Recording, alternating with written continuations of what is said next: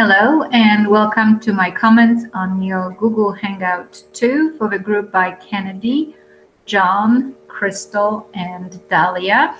And just to remind you, since it's been a while, this is your Hangout where you discussed evacuations and decision-making in evacuations and the role of police in evacuations, as well as pets issues. So I wanted to let you know that I have been watching your Hangout with a 11 minutes of preliminary discussion, which was interesting.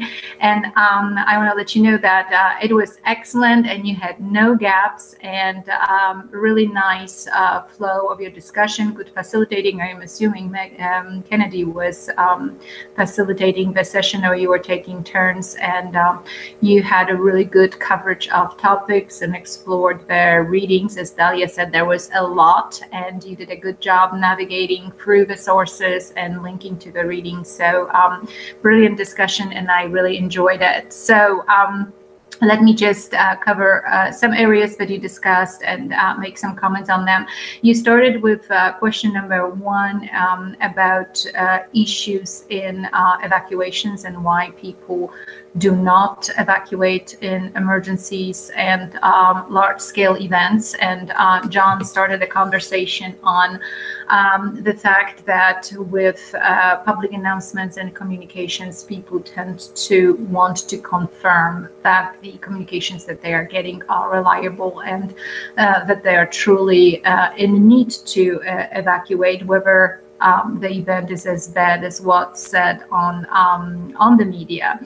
And of course, there is the sense of trustworthiness of the messaging and whether people do believe that the event is going to be as bad as what is said. Also, the issue of the bias of normalcy bias, that people do not believe that it's going to happen to them. And also the issue with broad evacuation orders, such as in Katrina, where the 25% of the Katrina affected people in that disaster did not have access to transportation, low socioeconomic status, and also the lack of specific on particular evacuation planning. So people did not know in what areas specifically, what areas are going to be affected, and directions where we're supposed to do and where we're supposed to go. You discussed the effectiveness, or the tendency of people to evacuate by invitation, as discussed by Drabek, where people get the family members and friends to reach out to them in those affected areas, and those typically are very effective modes of transmitting information and encouraging people to evacuate if they have the invitation to go somewhere. It's certainly a much more optimal situation in this high anxiety and stress when people have to leave their residences and go into unknown with uncertainty. It helps when they have a familiar face or somebody reaches out to them first. Certainly, social influence, Crystal discussed that, is going to affect how people position themselves to those messages, what the neighbors are doing, what the friends are doing, what the people that they trust are doing in the community. That certainly is going to depend on what are the connections in that community. There is a research by Aldrich on social capital in disasters and community capital. And there are 3 levels of social capital. One is distinctly the first level of what's called bonding. So in a particular community, people are bonded by familiarity with neighbors and perhaps family members living close by, and they have those direct links to them, and they take cues from what those other people are doing. This is normally the most common way of making decisions by people in disasters for evacuations. So if those bonds are strong, social capital at that level is stronger, and you have a higher likelihood that people will heed those evacuation warnings. But that's just at the most basic level of social capital. Of course, people that are marginalized, that are isolated, that do not know their neighbors, that perhaps live in urban areas and there is a high level of anonymity, they're not going to have that bonding capital. But then beyond the bonding, Aldrich describes what's called bridging. And bridging is where you not only have your neighbors and friends and family living in the area, but you also acutely aware of what other social and cultural groups are there. And you are cognizant that there are some pockets of populations that may be linguistically diverse, culturally diverse, that might have special needs. And in my community, for example, is a whole area where there are elderly, and we know where those areas are. And so the bridging allows people in the community to have, a larger social capital network. So if it goes to, for example, the knock on the door, an evacuation by announcing, by knocking, not only by the officials who might not be available if the onset of the event is fast, that's where the bridging comes in, and at a higher level of social influence in the community. But then that's not optimal. The highest level of social capital is through linking. And linking is where you have a bonded community that has bridging ability, knows what areas, who lives and who might have special needs, but also they know who the gatekeepers in a community are, who have access to external links, such as, they know how to process FEMA paperwork, they know how to reach out to the commissioner, they know where the closest XYZ is, the shelter, the business people, the Chamber of Commerce, the communities that have representatives or advocates or leaders, informal leaders in that community who can facilitate access to external resources. If you have all those three levels, the strong bonding, strong bridging, and then linking, then you have a very strong social capital, so that social influence is going to be much larger. And certainly there are going to be more effective strategies to disseminate trustworthy information to the public, and people are going to be more likely if they're connected and have that social capital. Now, of course, the question remains, how tight-knit are today our communities? And certainly that differs for different areas, urban versus rural. The more what we call tight-knit communities. Do you have access to those deeper communities? Do you know what's in your area? We travel a lot, we work different places. Sometimes our community is a place of work. Sometimes our community is a virtual community. Sometimes we don't know very well the community we live in. So those are all going to be the factors that will affect that social influence and in addition to the proximity or experience with the event.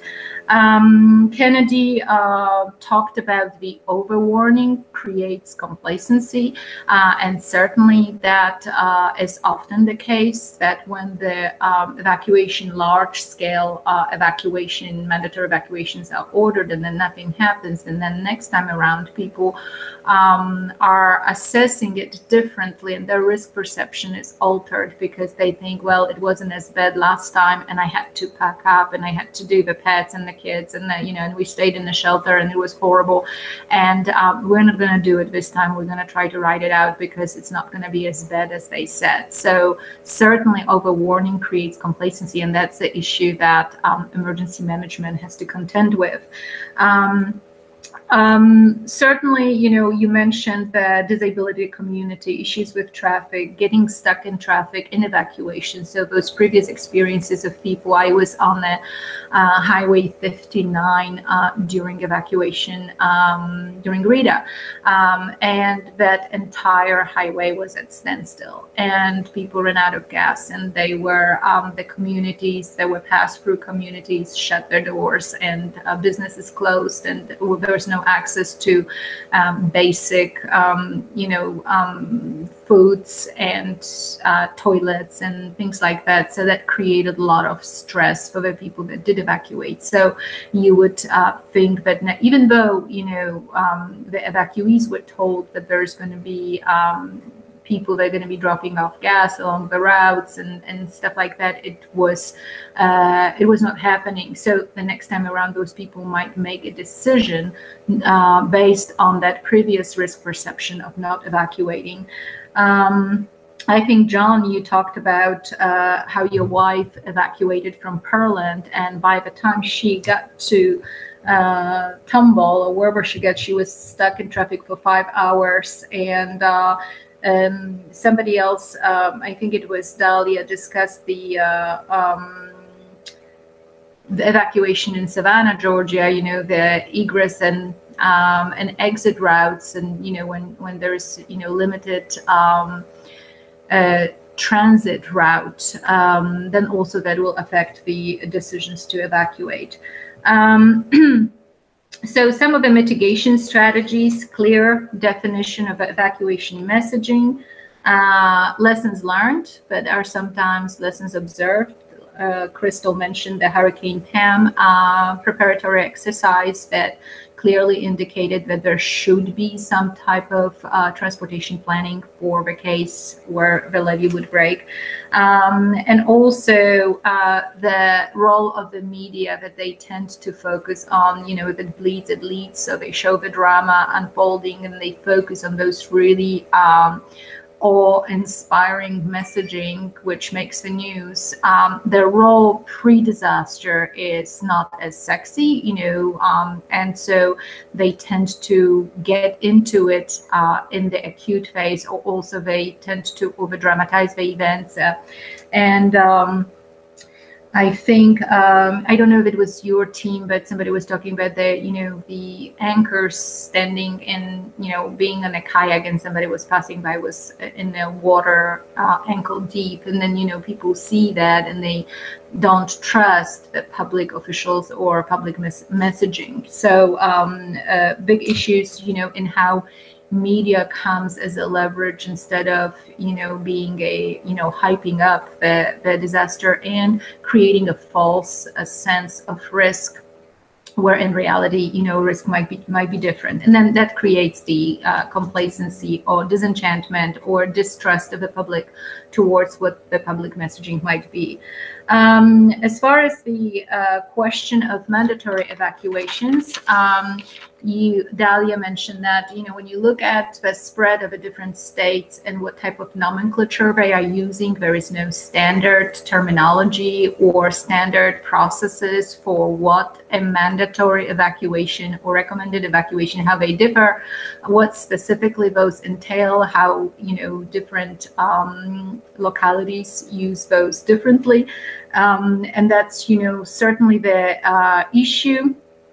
And also the issue with mandatory evacuations, other than they are large cast net and they don't have teeth for enforcement, for a variety of reasons. And, with a few exceptions in your readings, like New Hampshire, where, there's certain authority perhaps to enforce mandatory evacuations at the local level.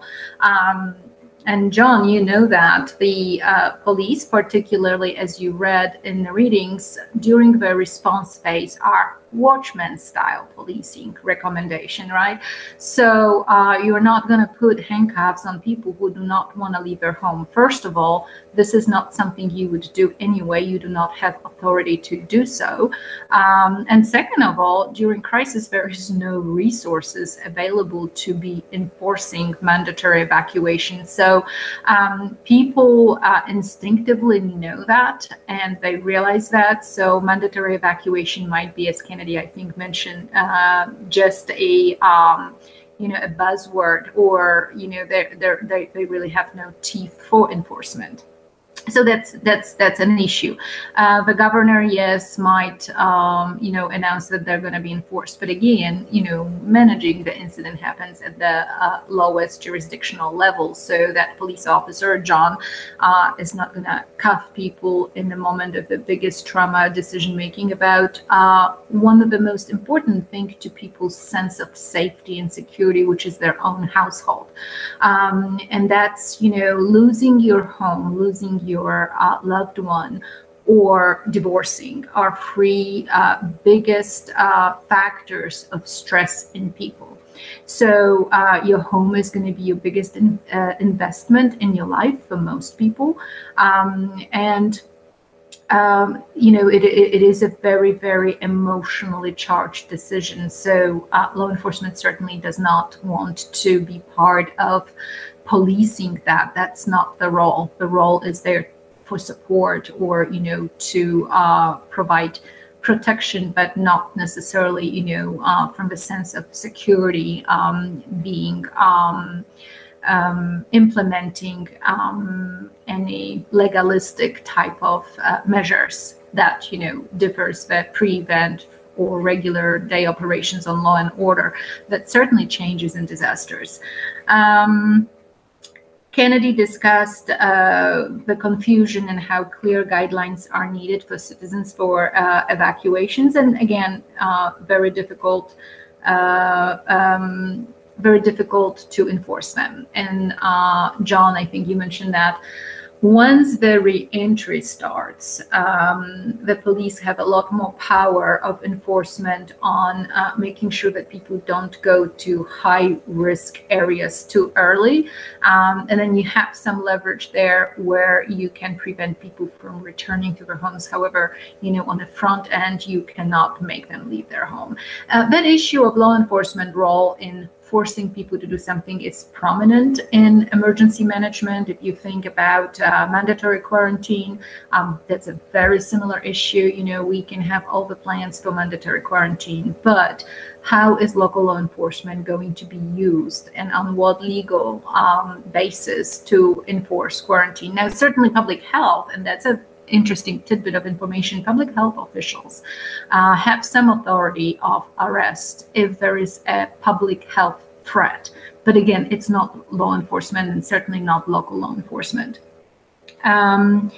Crystal was talking about some of the successful strategies being knocking on the door. I mentioned that already, familiar faces. That's not always possible with those quick onset events. Brochures throughout the years, education, to get it in people's minds. I really like that part of the discussion. And, when I think about public awareness campaigns, and you mentioned that, when we enter in a hurricane season, you see signs on the roads, and we've got that many days till hurricane season starts, and think about knowing your evacuation routes, storing your food or batteries or whatever it might be, but also as far as education, visibility of pamphlets or some chain stores where people frequent often, or large communities frequent, like Walmart or Home Depot, Lowe's, those type of places, having some brochures, maybe on location of shelters, maybe on what are the options of financing a generator, or things like that. That certainly would be helpful as people make adjustments, or it's in front of them and they are starting to think about planning. So really good discussion around that topic. Again, mandatory versus recommended, and the fuzzy lines, and the fact that if 25% of the people do not heed mandatory evacuations, that is a really large portion of the society. And some of the successful strategies need to be put in those communities to make sure that you mitigate if you truly need them to leave, if you can make that risk assessment that they need to leave, indeed.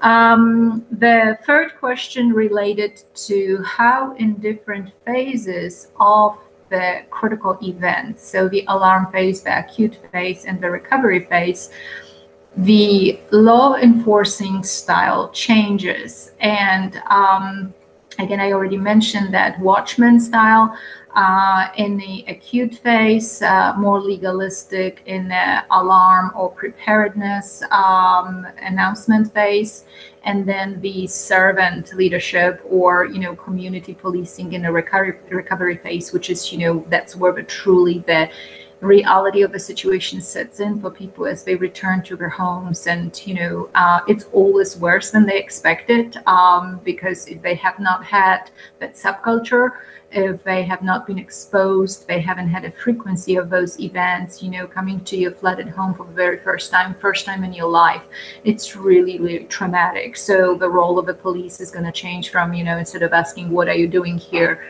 You're going to be asking, what do you need? How do you feel? And, being aware of the psychological impacts of disasters on people, changes the styles of policing in particular communities. And certainly, I think, John, you have professional experience in that. Certainly, police officers, enforce law 20% of the time. In their activities, 80% of the time, what you do is you maintain the public order based on the expectations set by your social communities. They set your priorities for policing, whether you're going to be doing more traffic enforcement, whether you're going to do more tourist policing, whether, it's a if you are in municipal police department, it's going to be a lot of those directives are going to be driven from the public, what they want, what the priorities are. If it's, targeting high crime areas in your policing, and so on and so forth. So in the same token, as a community returns to their homes, the social expectation of police is different. So the policing leadership, needs to take a look at how they prepare those officers. So, who are in the midst of, acting and reacting, and they're coming with those different emotions and frustrations and challenges that the public will pose. And when the public is frustrated and challenges the authority takes that challenge, right? On a blue sky day, you expect the public to comply with your prescriptions and with your suggestions. And, if you tell people to return, they need to return. If you tell people to stop, they need to stop, if they see the, the authority figure. But then, that takes a certain shift, or reinventing yourself in the midst of that crisis to, be less focused on those minor infractions or, traffic violations or things like that, and focusing more on being part of that, or truly going to the spirit of community policing, so to speak. I think, John, you hit the nail on the head when you said the most important, I think, to realize is what phase you are in for those officers. So that's where leadership is fundamental, during briefings and shift briefings and change of shifts. And as you move from one phase to the next, you have some kind of preparedness of your troops to alert them to some of those issues, and how they need to adjust their styles to that. This is actually, I think, a really interesting area of research. There hasn't been a whole lot done. There's all kinds of research on police strategies. Certainly community policing being as old as Robert Peel concept of policing in the UK originally. But with disasters and different phases of disasters and emergency management, there hasn't been a whole lot of research on how police are trained, prepared, and led into being able to adopt those different lenses for those different phases of, social variation, in how the public will respond to them. So really interesting. And I agree with you that the most important is to know which phase are you in. Once you have that awareness, you can then start, implementing those, de-escalation training and stuff. And a lot of officers already get training on how to deal with people with mental illness and stuff like that. So how does that translate to integrating emergency management? Because, police are a big part of response.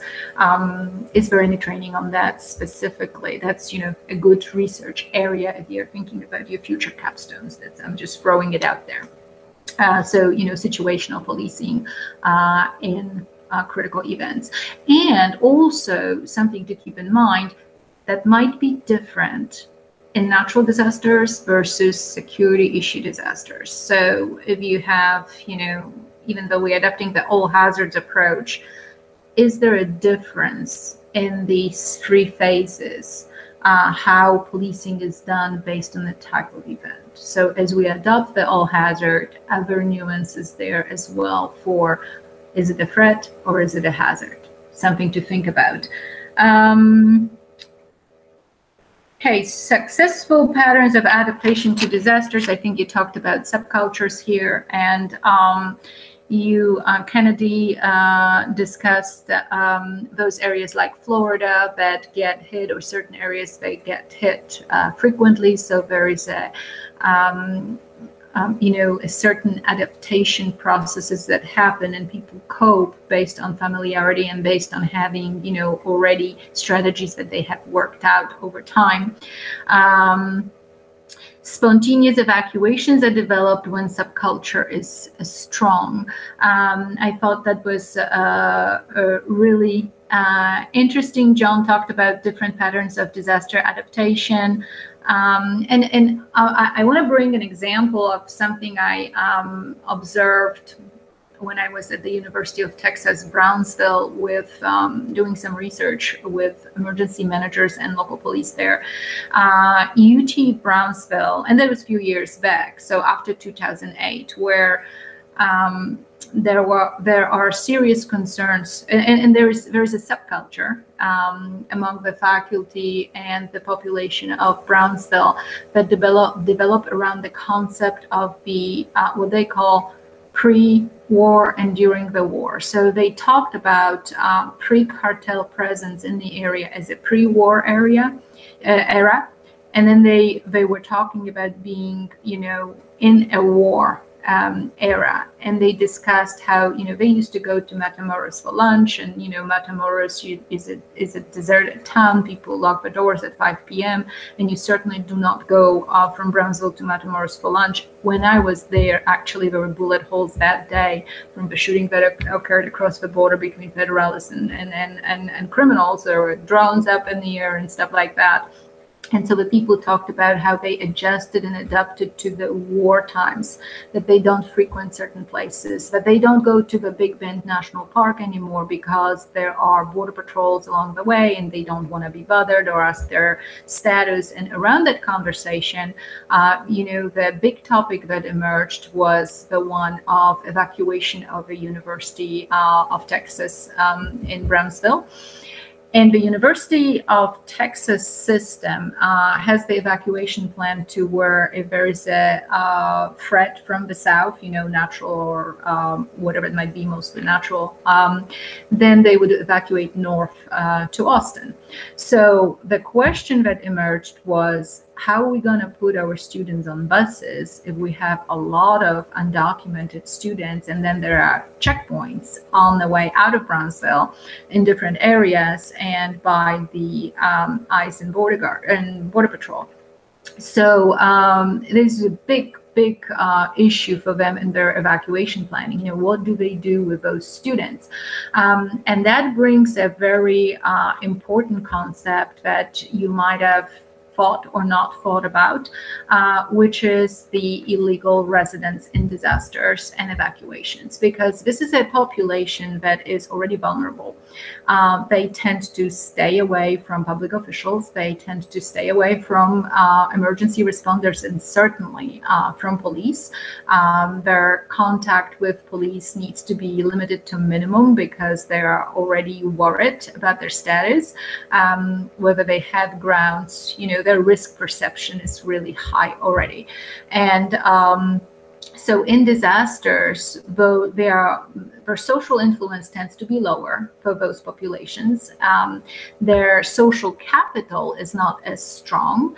And so they are already a marginalized group in disaster. They tend to be less visible. They won't go to shelter because, again, you need IDs, you need to get processed and stuff like that. So they stay away from places like that. And the topic of, what are you going to do on that bus going from, Brownsville to Austin when you have a bunch of people that are undocumented. And when it is a federal police, right, when it's a federal law enforcement entities, are they going to adopt a watchman style or not? That's a big question. But that brings about the issues of evacuations for that population as well. And that there's very little research on that. That's another topic, about, vulnerability of those populations in disasters. We typically talk about immigration issues with respect to security. We talk about, crisis at the border and stuff like that. But I am talking about the people that are already here, that live sort of undercover, and there are going to be this invisible population. What does emergency management do with that, and how things are adopting? Of course, for local police, and particularly in Texas, you don't get yourself bothered with immigration issues. You don't have to enforce them, and you don't want to enforce them. From what I gather, from most of the conversations with local law enforcement, Arizona might be different, might have different regulations and laws, but you don't call somebody from ICE when you have a traffic stop and somebody is undocumented. But how about those federal entities that come into that large response, and again the perception of risks by those populations? You talked about risk perceptions based on proximity, certainty, and security, the importance of social influence and access to resources. Dalia had a real nice overview of that. I already mentioned social capital, powerful influence of group norms in disasters. So you tend to do what the groups familiar to you do. John was discussing looking for social clues in others and neighbors. And you moved into the discussion on vertical evacuations. And I think the issue of vertical evacuation is not necessarily as prevalent with residences, especially one-story residences in natural events such as floods. Vertical evacuations might not be a good option, as we saw in Katrina, for example, but I'm talking about institutions such as hospitals, for example. There were several cases in Harvey where hospitals became islands in the storm, and they could not evacuate. So vertical evacuation, looking at their essential logistics and operations and how to move it up.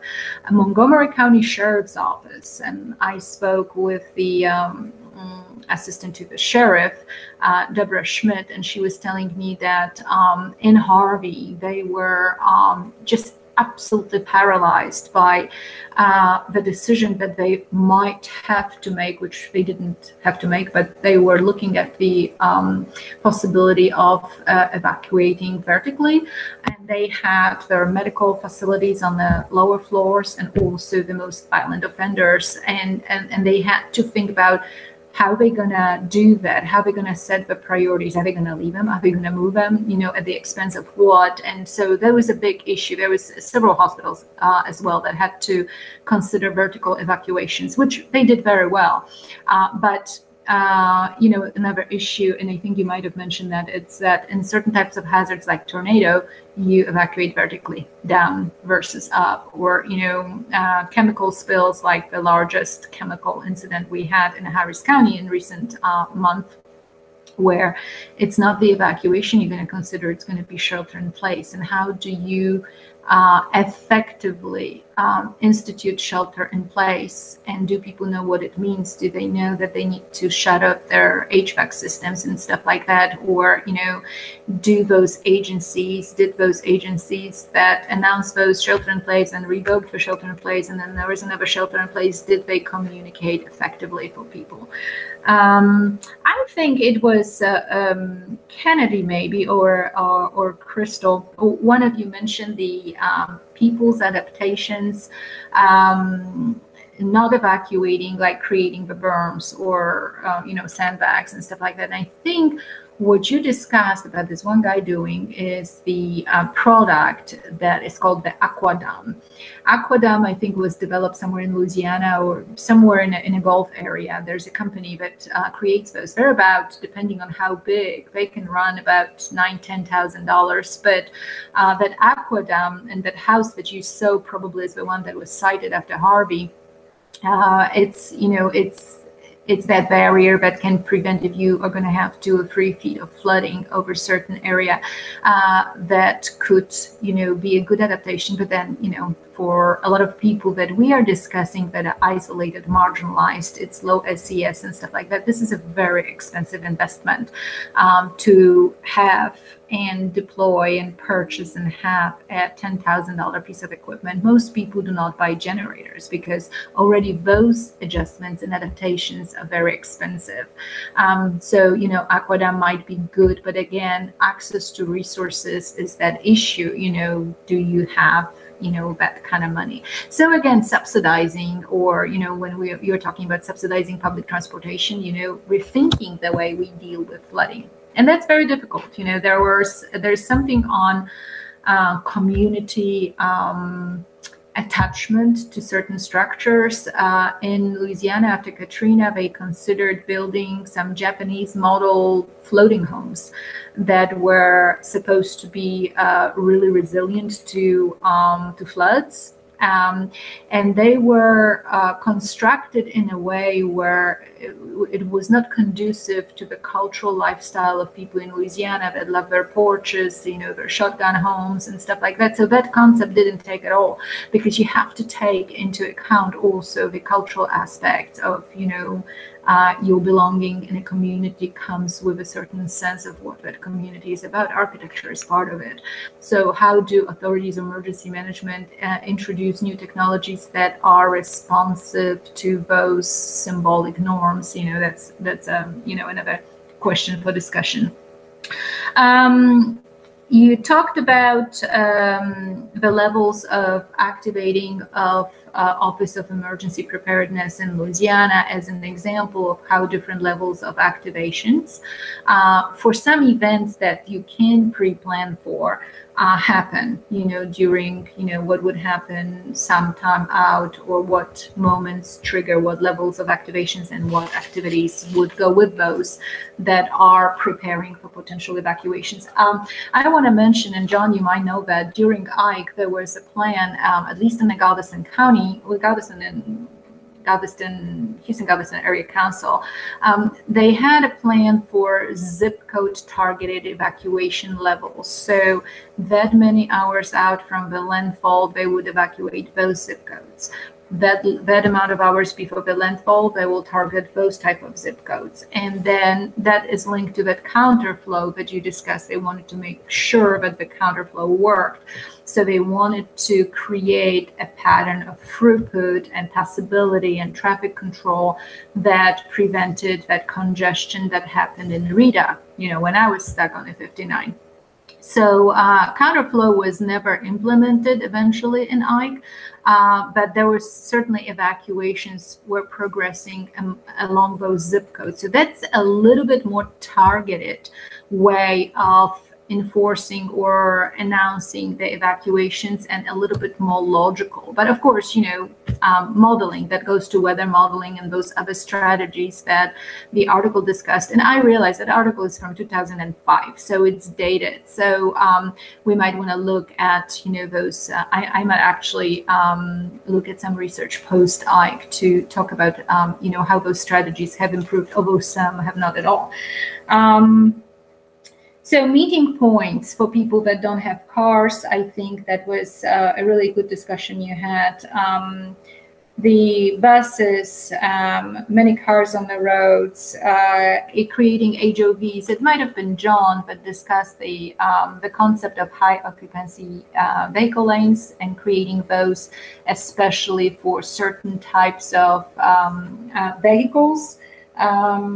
Like emergency vehicles or special transportation in certain lanes to help with the throughput or with the congestion. Transportation in Harvey, discussion on that. Certainly, transportation in Harvey was really difficult because the city of Houston has law enforcement in the annex plan. They have those annexes that are in support to their emergency operation plan, and fire department is in charge of rescues, and law enforcement in charge of ensuring good evacuations. But you didn't have roads. Evacuations were happening by boat. Fire department, who was in charge of life saving, did not have boats. The officers that are supposed to watch the evacuation routes and didn't have roads to watch, right? So that was quite a lot of trying to figure out what to do with that, because the plans are here on one hand, but the dynamics of that event for transportation were very, very complicated. Something that was mentioned in the other group that I thought it was interesting was that a lot of gas stations would provide gas for first responders. You would have, 50 squad cars lining up to get gas, and then perhaps rethinking the model, how you patrol in those type of events to save on gasoline and release some of those resources to the public would be something that agencies could consider, not just policing agencies, but also response agencies as well. And that goes into those strategies of better transportation planning, and including those simulations and how you take a 6-lane road in the south, like I-45, it changes into 2 in Walker County, accounting for those and trans-state connections on those roads and so on and so forth. Crystal started the discussion on large animals and disasters and issues with transports of those, availability of trailers. John talked about hazardous animals, issues in Katrina, where the first responders were deployed there had to shoot dogs because the dogs were by then hungry and aggressive and a threat to first responders and also to the returning public, displaced, scared animals, and a lot of trauma as well. Horses go through tremendous trauma related to those critical events as well. So, awareness of some special groups and services, veterinary and advocates for animals. Texas A&M does a lot of stuff on emergency management and animals and disasters. So this is an evolving new arena. In Walker County, after Katrina-Rita combo, the Walker County came up with the animal sheltering plan. So for large animals, mid-sized animals, and small animals, and they even introduced the concept of foster care families, because our Red Cross shelter that was established at the Methodist Church during Rita did not allow pets. Most of the Red Cross shelters won't allow pets for obvious health reasons and allergies and stuff like that. So there was this concept that you come to the shelter with your pet, but somebody, a replacement family, will take care of that pet for you. And then there were larger areas designated for, horses and cows and stuff like that. Ecological issues that have, the ecology, the wastewater, a big danger for pets, domestic pets, obviously huge danger for humans. In response, I think that toxicity of water and marking the homes after Harvey, that's, a huge topic of study. There's very little risk communications on that during the event. And there's certainly a very big shortage of proper communications of what those waters could contain. All kinds of other issues related to animals, preparedness for, having your pets, food, special dietary needs, special medications, lists of, issues. Now, I've got to tell you that something that I witnessed related to animals that was really, really gut-wrenching was after Harvey, NRG that was established because American Red Cross sheltering failed totally in the first moments. So if you're looking at Saturday to Sunday during Harvey, American Red Cross was not pre-positioned, pre-deployed for most of its shelter operations, so they were doing things ad hoc. And the NRG, the county judge, through the appeal to the nonprofit, and they set up an energy shelter. That shelter allowed animals. Now, eventually, those shelters were closing. The faith, the churches, and stuff like that, after a few weeks of operations, they were closing. Eventually, NRG closed in September. And I was, I might have mentioned that to you, I was at the Greenspoint Mall shelter. That was the shelter of, they called it, of last resort, but that was weeks after the hurricane hit. And the people that came to that shelter, a lot of them were out of NRG, and their pets were transported there. Some of the pets got lost. It's really horrible. There was no pet tracking whatsoever. So the people got to the shelter that was not ready to operate. There was one bathroom for 600 people that were there the first day. There was no food. There was no warm meal that day. There were snacks and goldfish. It was really awful. And it was a Foley's shopping mall. It used to be, and it was just really not a good shelter. Stood up on the first and second day. There were no showers. And a lot of people that were diabetic. You know, the most vulnerable people end up along the lines of, you know, the whole disaster, end up in those shelters. The people that have resources, families and stuff, they came to the shelter maybe the first, second day, and they have moved on by then. So in late September, you know, those people are there and they have no access to their pets. And so the trauma, you know, some of them have 3-4 bracelets on their hands that they've been through all those different shelters before. And then when the pets actually showed up, they were separated by a link fence, and there were people in charge of feeding them and walking them, but the owners had no access to the pets, and it took a long time to set up a process for that. And they were so used to having their pets at the NRG with them. And then there were all the comfort and service animals and emotional support animals. And the Red Cross really had a hard time how to reinvent themselves, you know, against their policies that they have, and as a continuation of that disaster. And so that's a huge problem, as some of the shelters allow them, some of the shelters don't. And what do you do in those situations? So certainly animal issues and disasters are really critical. So I wanted to commend you on your presentation. As I said, there were, you know, we were very concerned about those gaps. You know, you've remedied that very well. You had no problem with sound. I could hear it very well, and it was very smooth. So I commend you on that. I enjoyed it. I hope you enjoyed participating in it as much as I did watching it. And I'll see you on the next one.